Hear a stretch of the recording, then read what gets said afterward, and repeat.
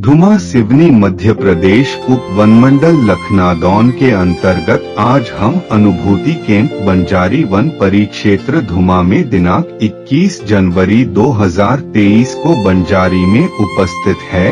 कक्ष क्रमांक RF 612 धुमा सामान्य वन परिक्षेत्र में वन परिक्षेत्र अधिकारी सिद्धार्थ तिवारी है। संयुक्त वन मंडल अधिकारी गोपाल सिंह के द्वारा विद्यार्थियों को आज पर्यावरण के साथ वन के प्रति जागरूक किया जाएगा एवं संकटा प्रजाति गिद्ध के संबंध में विस्तृत जानकारी दी जा रही है। विद्यार्थियों को वन दूत बनाने का सफल प्रयास किया जा रहा है। आज के मुख्य अतिथि सामाजिक वानिकी से उप वन संरक्षक चंद्रिका सिंह है। इस अनुभूति कैंप में मास्टर ट्रेनर सुभाष तिवारी सेवानिवृत्त वन परिक्षेत्र अधिकारी ने जंगल के महत्व, जंगल पर आधारित जीवन और तेंदुपत्ता से संबंधित विस्तृत जानकारी के साथ साथ जंगली जानवर की पहचान किस तरह की जाती है, कौन कौन से जानवर स्थायी व अस्थायी आवास बनाते हैं, इससे अवगत कराया। मुख्य अतिथि सामाजिक वानिकी से चंद्रिका सिंह के द्वारा विद्यार्थियों को नर्सरी में किस तरह नन्हे बीज से अंकुरित पौधा तैयार किया जाता, यह जानकारी दी गई।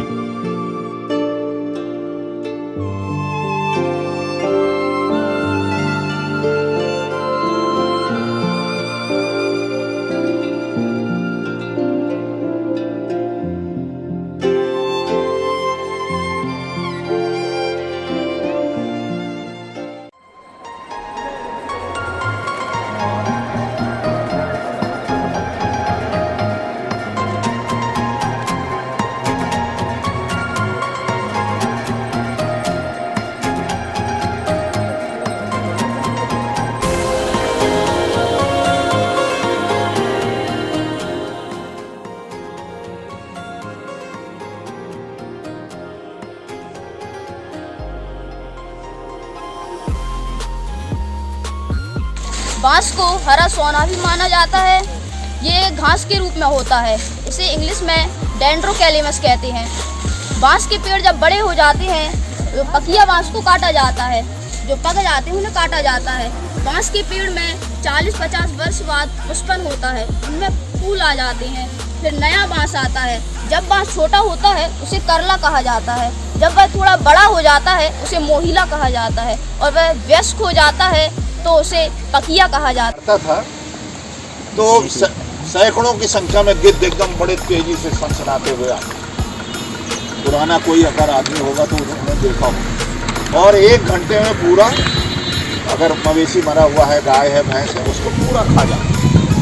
फिर अगर आसपास कहीं तालाब है, जब मवेशी बीमार हुआ तो उसको डाइक्लोफिनाक दवा दी गई और उसको गिद्धों ने खाया तो उनकी किडनी खराब हुई, क्योंकि वो जो डाइक्लोफिनाक दवा है जैसा खाओ वैसी पेट से पचता नहीं, डाइजेस्ट नहीं होता। तो इससे उनकी किडनी खराब हो गई और गिद्ध जो है बिल्कुल विलुप्त प्रजाति के स्तर में पड़ गए। अभी सरकारें जो है बहुत प्रयास कर रही हैं, तो कहीं कहीं जैसे आपका पेंच है, कान्हा है, ऐसे कुछ एरियाज में बचे हुए गिद्ध।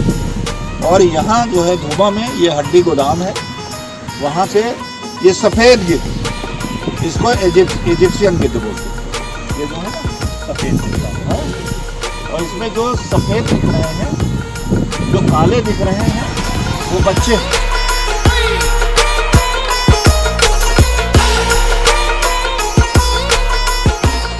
डोडो पक्षी जो था वो अफ्रीका में पाया जाता था। उसको वहाँ पे सहज रूप से भोजन मिल गया, पानी मिल गया, खा खा के खूब मोटा हो गया डोडो। अच्छा, मोटा हो गया तो उसका जो पंखों का था, पंख कमजोर हो गए, परिपक्व नहीं हो पाए उस हिसाब से, तो उसका वजन उठाने के लिए उसके पंख साथ नहीं दिए, तो वो चलने फिरने वाला पक्षी बन गया, सिर्फ चलता फिरता था। वहाँ दूसरी कोई ज़्यादा प्रजातियाँ नहीं थी, तो उसकी खूब संख्या बढ़ गई। जैसे ही विदेशी लोग वहाँ पे आना चालू हुए और उनने देखा कि यहाँ पे एक बहुत मोटा तगड़ा पक्षी है, उसको उन लोगों ने पकड़ के पकाना चालू किया और खाने लगे उसको। धीरे धीरे धीरे धीरे करके डोडो खत्म होते गए और डोडो खत्म हो गए, पूरे विश्व से शून्य हो गई उनकी संख्या, विलुप्त हो गई। और डोडो की संख्या जब कम हुई तो बाद में कई साल बाद ये पता चला कि एक विशेष प्रजाति का वृक्ष है जो अब पैदा ही नहीं हो रहा। विशेष प्रजाति का एक वृक्ष है जो अब उत्पन्न ही नहीं हो रहा है। क्यों? क्योंकि उस वृक्ष को उत्पन्न करने में डोडो का योगदान था। डोडो पक्षी के पाचन तंत्र से जब उस वृक्ष का बीज गुजरता था तो उसके ऊपर की परत अलग हट जाती थी और वो जहाँ बीट कर देता था वहाँ वो वृक्ष पैदा हो जाता था। तो वो वृक्ष आज की डेट में दुनिया में 13 बचे हैं मात्र, और वो भी धीरे धीरे लुप्त होते जा रहे हैं। जैसे ही वो वृक्ष लुप्त होगा फिर हो सकता है कोई और प्रजाति जो उस पर घोंसला बनाती हो, कोई और ऐसा जीव जंतु जो उससे जुड़ा हो, वो लुप्त होने लगे। और ऐसे ही ये श्रृंखला आगे पता चला मानव सभ्यता के किसी व्यक्ति से जुड़ गई, तो उस सभ्यता का जो एक व्यक्ति है वो नष्ट होने लगी। सारे नालों में जो छोटे छोटे नाले हैं उसमें इस तरह के चेक डैम बनाए गए हैं जिससे मिट्टी और पानी दोनों रोक सके। ठीक है, ये पानी रुकने से क्या फायदा हो रहा है? एक तो नर्मदा जी जो नाले हैं वो फट नहीं रहे, लगातार बह रहे हैं, पानी का बहाव बना है, आपको दिखने को मिल रहा है। और दूसरा लाभ ये है कि ये जो आसपास के जो वनस्पति है ना, जंगल है, इसको भी फायदा, इसके ऊपर भी अच्छा प्रभाव पड़ा। जंगल अच्छा है, देखो है ना, नमी बनी हुई है, तो नए बीज आ रहे हैं, नया अंकुरण आ रहा है। तो ये वाटरशेड मैनेजमेंट ऊपर से, जैसे पहाड़ी है, ऊपर से चेक डैम और ये बांध और छोटे छोटे बांध ये बना के, है ना, स्टाफ डैम, छोटे छोटे तालाब बना के पूरा पानी को संरक्षित किया गया है। ये राजीव गांधी जल मिशन का जो काम है, वाटरशेड मिशन का, ये दूसरे नाम से कैच द रेन वाटर के नाम से भी किया जा रहा है। इसमें छोटे छोटे चेक डैम, है ना, फिर छोटे छोटे तालाब, फिर बड़े तालाब, इस तरह के, मतलब कैच द रेन वाटर मतलब वर्षा के जल को संरक्षित करेंगे। इससे क्या लाभ होगा? एक तो आसपास आपको नमी बनी रहेगी, वनों पे अच्छा प्रभाव पड़ेगा, दूसरे नर्मदा जी बचेंगी। नर्मदा जी में ये सारी मिट्टी जाएगी नहीं, क्योंकि सारे नाले कहाँ जा रहे हैं? नर्मदा जी। तो एक तो हमारे यहाँ जंगल बहुत अच्छा है और दूसरे उस पर ये काम बहुत अच्छा हो गया, इसलिए नर्मदा जी को इससे बड़ा अनुकूल प्रभाव पड़ रहा है। नर्मदा जी के लगातार जो अविरल नर्मदा जो बोलते हैं ना, वो बना हुआ।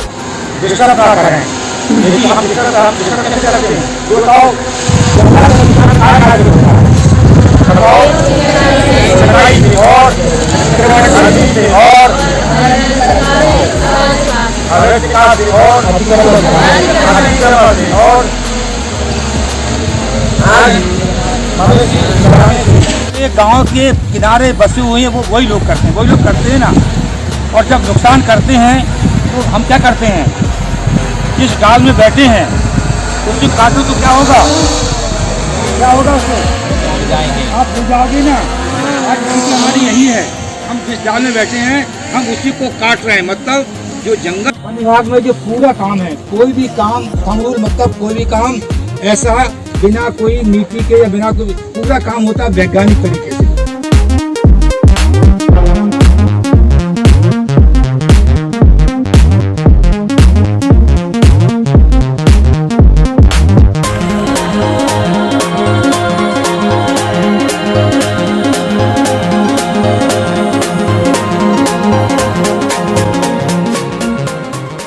खाद कौन सी हो गई? Vermi compost. पीछे जो पड़ी है वो केवल गोबर खाद। इस वर्मी कंपोस्ट में हम गोबर के साथ में जो पेड़ों से निकलता है, चाहे पत्तियां हो, छोटी छोटी टहनियां हो या फूल हो, फूल भी हो सकते हैं, उन सब चीज़ों को मिलाते हैं और गोबर के साथ में इसको मिलाते हैं। ठीक है, इन सब चीज़ों को हम लोग मिलाते क्यों हैं? आप लोग अगर न्यूट्रिशनल साइकिल पढ़े होंगे कक्षा 10 वाले, 11 वाले, 12 वाले, तो एक न्यूट्रिशनल साइकिल है, मतलब जो हमारा न्यूट्रिशन का साइकिल वो कैसे कंप्लीट होता है। नाइट्रोजन, पोटेशियम, कैल्शियम जो भी रहेगा वो सब पोटास, माइक्रो और माइक्रो सब वो और खा करके वो इसमें डिपॉजिट कर देता है। पत्ती में डिपॉजिट हो जाएगा, टहनी में डिपॉजिट हो जाएगा, फूलों में हो जाएगा, फलों में हो जाएगा, उसके लकड़ी में हो जाएगा। फिर वही सारी चीज़ों को हम, अब वो डिपॉजिट हुआ और वो गिर गया नीचे, उन सब चीज़ों को ला करके हमने इसमें फिर वही खाना जो पेड़ों में संचित था उसको मिला, उसको ला करके हम लोगों ने यहाँ पे फिर तो सारे न्यूट्रिएंट्स जो एक पौधे में थे, खा रहा था वो गिर गया, उसकी अब कोई आवश्यकता नहीं, उन सारे चीज़ों को ला करके हमने इसमें मिक्स कर दिया और केचुआ डाल दिए गए। केचुआ डाल दिए गए। उन लोगों ने क्या किया कि पत्तियों को खाए, गोबर के साथ में मिक्स करते हैं तो उनका टेस्ट बढ़ जाता है थोड़ा सा। पत्तियों को खाया और उसको बाहर किया, वो जो बाहर करते हैं वो ये खा रहे हैं। तो सारा माइक्रो और माइक्रो लेवल का जो हमारा न्यूट्रिएंट्स जो हमने अपने पौधों को दिया था वो घूम करके फिर आ गया इसी। इस वजह से ये न्यूट्रिशनल वैल्यू इसकी ज़्यादा हो जाती है केवल गोबर की खाद के द्वारा। गोबर में क्या है? कुछ नहीं है, वो तो एक्स्ट्रा मटेरियल निकला हुआ है, उसमें जो थोड़ा बहुत होगा तो होगा। इसको जब हम लोग ऐड करते हैं तब फिर उसकी न्यूट्रिशनल वैल्यू ज़्यादा बढ़ जाती है और ये कम मात्रा में यूज होती है। वो अगर 4 गुना यूज होगी तो ये उसका 1% होगा।